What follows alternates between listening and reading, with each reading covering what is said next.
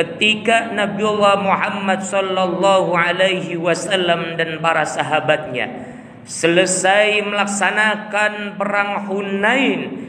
Pada saat itu Nabiullah Muhammad mengumpulkan para sahabatnya hendak membagikan harta rampasan perang yang sudah didapatkan oleh kaum muslimin atas orang-orang kafir. Ketika itu Nabiullah Muhammad sallallahu alaihi wasallam tanpa dalam logika dangkal manusia melakukan sesuatu yang di luar nalar, yang di luar logika. Karena pada saat itu Nabiullah Muhammad hanya memberikan harta rampasan perang kepada orang-orang yang baru masuk Islam. Sementara para sahabat senior sebagaimana Abu Bakar As-Siddiq dan lain sebagainya, mereka tidak mendapatkan jatah ghanimah dari Nabiullah Muhammad sallallahu alaihi wasallam. Ketika itu terjadi, ada salah seorang yang kemudian berdiri menghampiri Nabiullah Muhammad sallallahu alaihi wasallam dan menyatakan protes kepada beliau. Siapakah itu? Dzul Quwaisir. Dia berkata, "I'dilu ya Muhammad." Yang adil Muhammad. Itu sahabat senior, mereka tidak mendapatkan bagian rampasan perang. Sementara orang-orang yang baru kemarin sore baru saja masuk Islam, mereka mendapatkan jatah dari ghanimah. I'dilu ya Muhammad. Yang adil dong Muhammad. Apa yang dikatakan Rasul sallallahu alaihi wasallam ketika Dzul Quwaisir menyatakan sesuatu yang tidak sopan kepada Rasulullah dan kemudian dia pergi, Rasulullah pun berkata, "Yakhrujun nasu min qibalil masyriq." Suatu saat nanti akan kembali muncul manusia dari sebelah timur, yaqra'unal Qur'an, yang mereka membaca Al-Quran, akan tetapi la yujawizu taraqiyahum, tidak sampai kecuali hanya sampai tenggorokannya saja.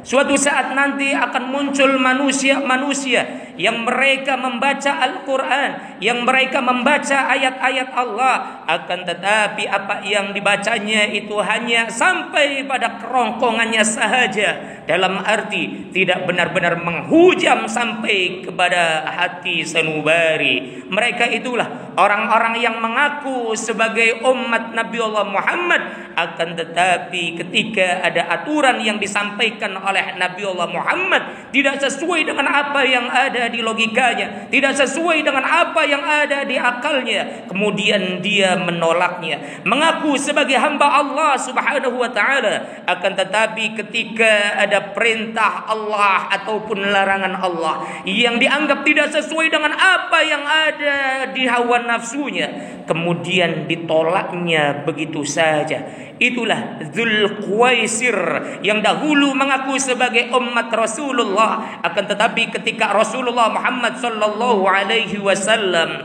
melakukan sesuatu yang dianggapnya tidak sesuai dengan apa yang ada dalam jalan pikirannya, kemudian dia tolak begitu saja.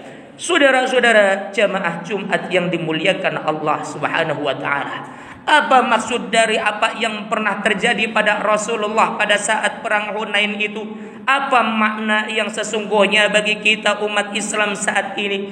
Maka makna yang sesungguhnya adalah janganlah kemudian kita menjadi Dzul Quwaisir model baru yang mengaku sebagai hamba Allah akan tetapi tidak tunduk dan patuh dengan aturan-aturan Allah, yang mengaku sebagai umat Nabiullah Muhammad sallallahu alaihi wasallam akan tetapi berani terang-terangan menentang apa yang sudah diajarkan oleh Nabiullah Muhammad sallallahu alaihi wasallam. Padahal wa ma yantiqu 'anil hawa in huwa illa wahyu yuha. Tidaklah apa yang disampaikan oleh Rasul itu merupakan keluar dari hawa nafsu, kecuali apa yang disampaikan oleh Rasul itu adalah wahyu dari Allah Subhanahu wa taala. maka wajarlah apabila kemudian Nabi Allah Muhammad sallallahu alaihi wasallam disebut sebagai Al-Qur'an berjalan. Setiap apa yang dilakukan, setiap apa yang dikemukakan, setiap apa yang menjadi keputusan sudah pasti itu berdasarkan dari wahyu Allah Subhanahu wa taala. Saudara-saudara jamaah Jumat yang dimuliakan Allah Subhanahu wa taala, perbedaan orang-orang yang beriman dengan orang-orang munafik, orang-orang yang beriman ketika mereka diajak untuk taat kepada aturan-aturan Allah, diajak untuk melakukan apa yang diperintahkan oleh Allah dan meninggalkan apa yang diharamkan oleh Allah Subhanahu wa taala. Sami'na wa ata'na.